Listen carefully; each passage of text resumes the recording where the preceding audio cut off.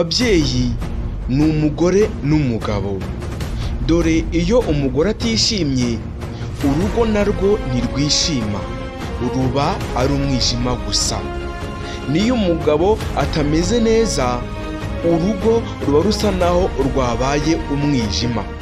Gusa impamvu bose ni bamwe. Ni nayo mpamvu umwe iyo atameze neza bose bibagiraho, ndavuga ingaruka z'uyu. Ni byinshi kandi bishobora gutuma urugo cyangwa se abagize umuryango batamira neza habe na busa. Indwara runaka, mu ndwara kandi hashobora kuba harimo kanseri runaka, kanseri y'umutima, malariya, inzoka, icyorezo ndetse n'izindi ndwara nyinshi zitandukanye. Ibindi kandi byatuma urugo rutamera neza ni inzara. Sinzi niba wowe uri kunyumva warigeze kumva umuntu runaka avuze ngo umugore nurya, undi ati umugabo nurya agahaga kugira ngo abone uko akorera cyangwa se uko ahahira urugo. Ngira ngo iyo mvugo wagiye yumva kenshi, ngira ngo iyi niyo mpamvu ingo nyinshi zitarimo ibiryo, umwijyane wa hato na hato ugenda wiyongera umunsi ku munsi. Wumvise interuro navuze haruguru, harimo ijambo cyangwa se indwara yitwa kanseri. Hari kanseri kandi zitandukanye: kanseri y'umutima, kanseri y'uruhu, kanseri y'udusoro duto tubyara, kanseri y'ijisho, kanseri y'igifu, kanseri y'amara n'ibindi bice bitandukanye by'umubiri. Hari kanseri ifata imyanya myibarukiro y'igitsina, ubwo kandi ni igitsina gabo ndetse n'igitsina gore, testicles and vagina. Dore kandi ibimenyetso byakugaragariza ko urwaye kanseri y'udusabo tw'intanga, ovarian cancer mu bagore. Uyu munsi ngiye kwiganirira ku bimenyetso byakugaragariza ko urwaye kanseri y'udusabo tw'intanga, ovarian cancer ku bagore. Nubimenye cyangwa se ukabibona, nta kindi uzihutire kwa muganga, niyo namwe nakugira. Nitwa Eric Nshimimana n'umuri kumva, naho iyi ni Bizaza TV Rwanda muri kumwe. Ubuvumbuzi, siyansi, ubushakashatsi bucukumbuye, imikino n'imyidagaduro, ibyamamare muri politique, byose nta handi wabikura atari kuri Bizaza TV Rwanda. Wowe komeza ukore subscribe, ukore share, maze ibiganiro byacu na documentary zacu bikugera umunsi ku munsi kandi bishya. Amateka yaranze isi, ibyaranze isi n'ibyagezweho ku isi, ibiriho ubu ngubu, ubuzima n'urukundo, ubukungu n'iterambere, ubumenyi bw'isi, ibyamamare muri politike ndetse n'ibinyabutabire n'ubukorikori, byose bijyanye na techinology tuzabiguha. Nawe uko subscribe aka kanya, menya ko utangiye urugendo rushya n'ubuzima bushya bwo kumenya isi n'abayituye. Muhaye ikaze. Gusa reka nsuhuza abaturanyi bacu mu gihugu cy'u Burundi: Ngozi, Cibitoki, Bujumbura, namwe muri za Uganda, Kampala, Maziba, Bunyoro, Gatuna n'ahandi. Namwe muri za Tanzania, Dar es Salaam, abari mu gihugu cya Kenya, Nairobi, abari muri Repubulika Iharanira Demokarasi ya Kongo, Goma, Kivu ya ruguru ndetse n'iy'amajyepfo, mwese mbahaye ikaze. Abari Sudani, abari Central Africa, West Africa, South Africa, North Africa, abari hanze mutwumva aka kanya, ndabishimiye kandi bahaye ikaze. Namwe mutera inkunga muri mu Bwongereza, mu Rusiya n'ahandi, ndabifuriza ibihe byiza. Gusa ndagusabye ngo ntege amatwi wumva akantu ku kandi, umunota ku munota, isegonda ku isegonda, maze wumve kandi umenye ngo uhaye ikaze mu muryango mugari wa Bizaza TV Rwanda.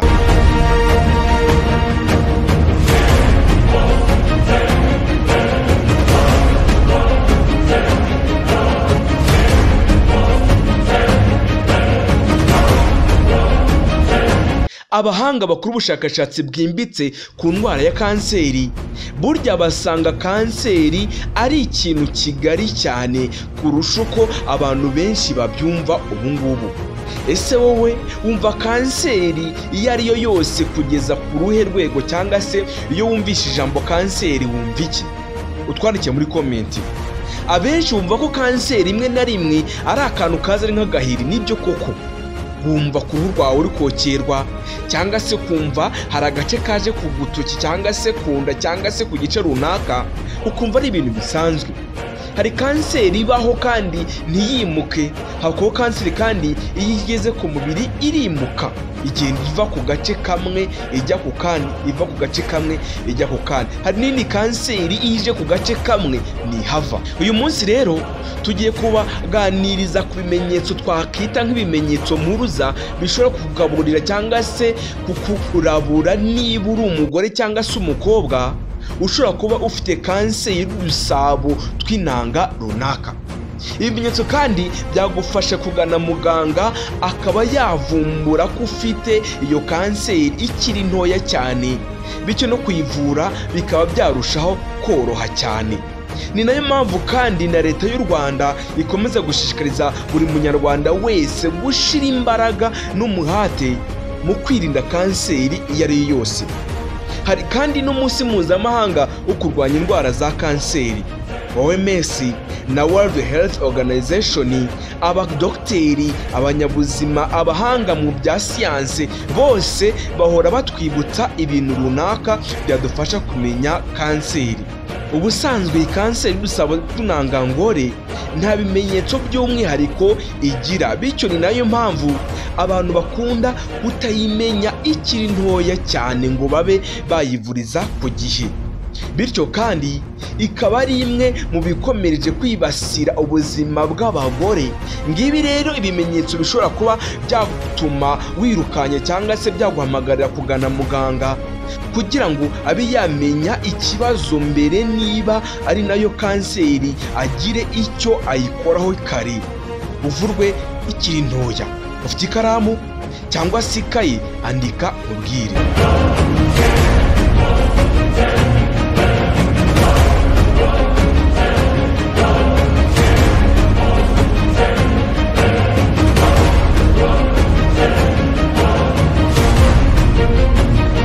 Ikimenyetso cya mbere ni uguhora wumva inda itumbye kandi udatwite.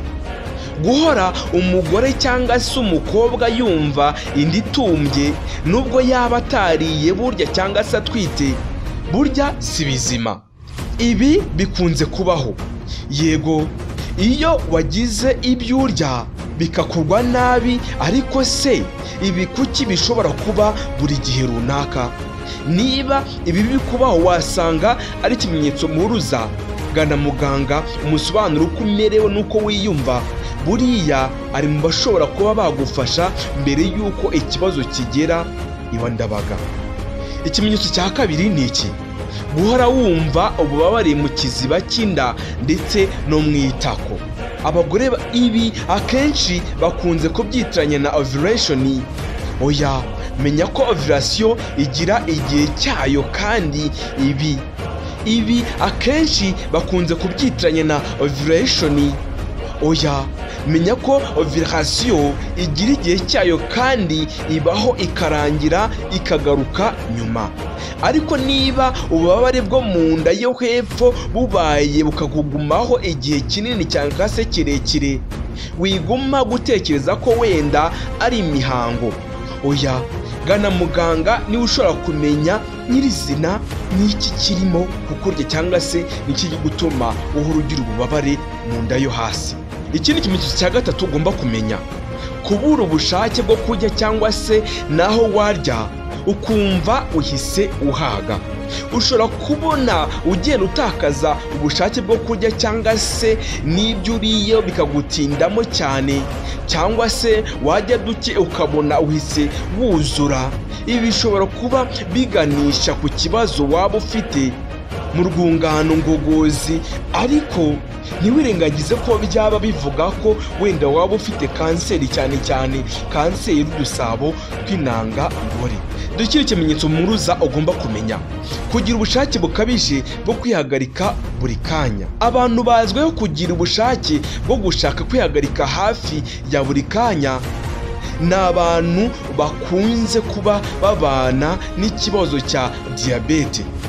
ariko ubushakashatsi bwagaragaje ko igihe umuntu afite kanseri y'impyiko cyangwa se kanseri y'udusabo tw'intanga cyane cyane ku bagore, uragirwa inama rwose ntuzajye mu mubare w'abahitanwa n'iyi kanseri kandi ikica umunsi ku munsi, abagore bakagenda bayizira kubera batamenye uko bagana kwa muganga. Si ibyo gusa kandi niba ubona n'ikindi kimenyetso runaka gishobora kuba cyajyanye n'ibimenyetso cyangwa se bijya gusa n'ibimaze kukubwira, ntuzatinde uzagane ivuriro kwegere cyangwa se muganga runaka ukwegereye umubwire uko umeze. Si ibyo gusa kandi nuwumva n'ibindi bimenyetso runaka bya kanseri zindi, uzihutire kujya kwa muganga kuko kanseri ni mbi. Wigeze wumva umuryango runaka wahombye cyangwa se wagize ubukene kubera kanseri? Ese wigeze wumva umugore uhora mu ngendo runaka kubera iyi kanseri? Gana muganga agufashe. Nitwa Eric Nshimiyimana. Burira n'abandi rero kujya basura urubuga runaka, urugero nka www.mubuzima.com, bamenyere amakuru kandi ku gihe, bashobora rero gucungura ubuzima bwabo. Nitwa Eric Nshimiyimana n'ubundi. Sangiza abandi iyi nkuru kuko nawe waba umwe mu bacunguye isi, u Rwanda muri rusange, mama wawe, mubyara wawe, mushiki wawe, nyogosenge n'undi wese w'igitsina gore. Musangize iyi nkuru maze amenye aho isi igeze n'uburyo yakwirinda iyi kanseri. Nta yindi nteguza, naho ubutaha.